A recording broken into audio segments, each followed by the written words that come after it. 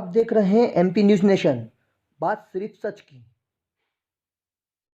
रहे MP news nation, मैं हूं आपके साथ अंकित जायसवाल। शुरुआत करते हैं खबरों की। मध्य प्रदेश में वैश्विक महामारी के चलते उज्जैन में लोगों की ऑक्सीजन की कमी के चलते और समय पर स्वास्थ्य विभाग का लाभ नहीं मिलने पर लोगों की मौत हो रही है, जिसको लेकर लगातार कांग्रेस विधायक महेश परमार द्वारा उनकी समस्याओं को लेकर आवाज उठाई जा रही थी, लेकिन कोई भी नेता प्रदेश के मुख्यमंत्री उनकी आवाज को सुनने को लेकर तैयार नहीं थे। ऐसी परिस्थिति में तराना विधायक महेश परमार द्वारा मध्य प्रदेश सरकार के कैबिनेट मंत्री डॉक्टर मोहन यादव पर इशारा करते हुए बताया, इस समय मध्य प्रदेश सरकार की कैबिनेट मंत्री डॉक्टर मोहन यादव की आवश्यकता उज्जैन शहर की ओर है, जिले की में निवास कर रही जनता की आवश्यकता है, लेकिन पिछले 4 दिनों से उज्जैन में नहीं होने के कारण क्या है, मध्य प्रदेश सरकार उज्जैन की जनता के साथ चढ़ाव कर रही है, क्योंकि उज्जैन में सभी हॉस्पिटलों में मरीजों को एडमिट करने के लिए जगह नहीं बची है और न ही ऑक्सीजन प्लांट प्रारंभ किए गए हैं।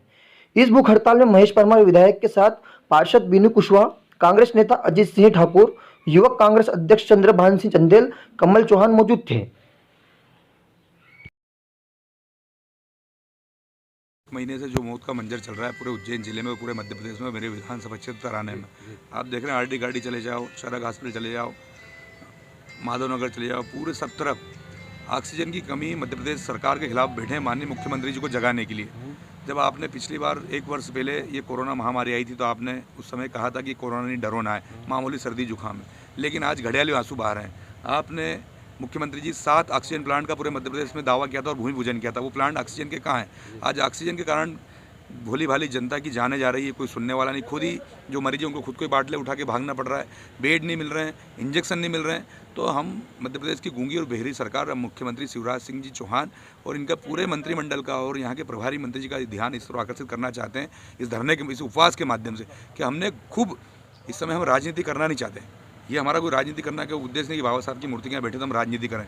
हमारा सिर्फ और सिर्फ यही कि हमने 1 महीने तक संयम रखा, हमने खूब धैर्य रखा, हमने लगातार पत्रों के माध्यम से हमने उनका सहयोग करने के लिए अपील भी की। आज भी कल भी हमने माननीय मोहन यादव जी को पत्र लिखा कि हम साफ मन से बैठने में तैयार है, आप जो कहो हम करने के लिए तैयार है। ये वैश्विक महामारी है, इसमें गरीब भोली भाली जनता, हमारे परिवारजनों की मौत हो रही है, लेकिन 1 महीने में भी आप ऑक्सीजन की व्यवस्था नहीं कर पाते, आप सुशासन की बात करते हैं, इंजेक्शन की व्यवस्था नहीं कर पाते, बेड की व्यवस्था नहीं कर पाते। सिर्फ और सिर्फ सरकार कहीं नहीं दिख रही है, ना मुख्यमंत्री जी दिख रहा है, ना इनका मंत्रिमंडल दिख रहा है। दमोह चुनाव में दिख रहा है, बंगाल चुनाव में दिख रहा है, यहाँ उज्जैन में या मध्य प्रदेश में कहीं नहीं दिख रहा है। सिर्फ और सिर्फ स्वास्थ्य विभाग के हमारे डॉक्टर साथी, स्वास्थ्य कर्मी है, हमारी जो नर्स बहन है, जितना भी स्वास्थ्य विभाग के अमला है वो ईमानदारी से काम कर रहा है। तो प्रशासन के लोग, हम उन पर भी आरोप नहीं लगाना चाहते, क्योंकि वो 24-24 घंटे अपनी जान जोखिम में डाल के वो भी काम कर रहे हैं। सिर्फ शिवराज सिंह चौहान जी, आपका क्या दायित्व बनता है? आप कहते जनता मेरी भगवान, तो ऐसी भगवान आप मरने के लिए छोड़ दिया। आप देख लीजिए, बाटले उठा के एक मरीज जब कोरोना का पॉजिटिव होता है तो उसके 3-3 परिजन कहीं ऑक्सीजन का सिलेंडर ढूंढते हैं, कहीं ऑक्सीजन की मशीन ढूंढते हैं, बेड के लिए भागते हैं। तो ये क्या है? अगर आज ऑक्सीजन की व्यवस्था होती, बेड की व्यवस्था होती, पर्याप्त दवाई इंजेक्शन होते, तो ये स्थिति हमको उपवास में नहीं बैठना पड़ता। हम भी समझते हैं, पढ़े लिखे लोग हैं, पूरा सहयोग करने के लिए तैयार है, हमारी पूरी टीम, हम रात दिन मेहनत कर रहे हैं। तो ये उपवास के माध्यम से हम सिर्फ प्रशासन हमें आश्वस्त कर दे कि हम तत्काल व्यवस्था करेंगे, उज्जैन के लोगों की ऑक्सीजन के कारण, दवाई के कारण, बेड के कारण जान नहीं जाएगी, तो वो हमको आश्वस्त कर दे तो हम अभी 1 मिनट में समाप्त कर देंगे। हमें कोई राजनीति करना, हम तो सहयोग करना चाहते हैं, लेकिन आपके सामने पूरी स्थिति। आप माधवनगर चले जाइए, 6-6 घंटे 8-8 घंटे तक बेड नहीं मिलता है, बाहर मरीज परिजन उनके तड़पते रहते हैं। ये क्या स्थिति है?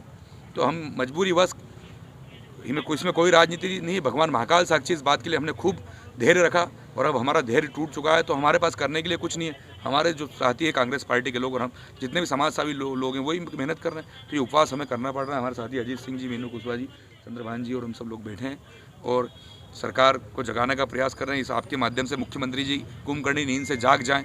जब सरकार गिराने का समय था तो इनका ही कहना था कि कोरोना नहीं डरोना है, मामूली सर्दी जुकाम और आज घड़ियाली आंसू बहा रहे हैं। तो ये क्या है?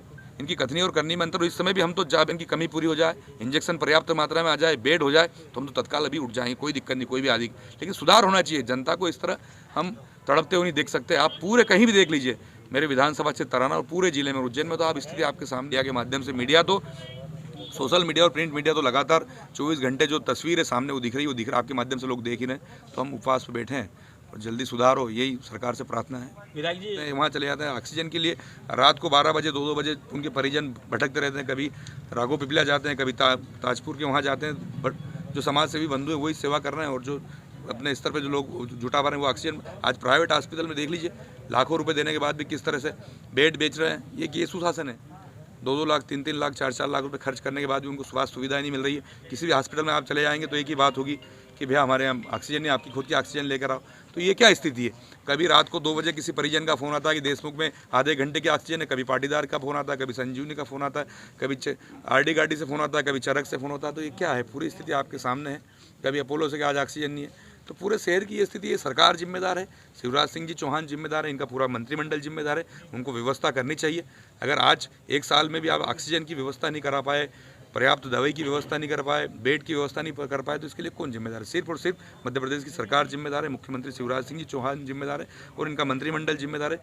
माननीय हमारे प्रभारी मंत्री जी मोहन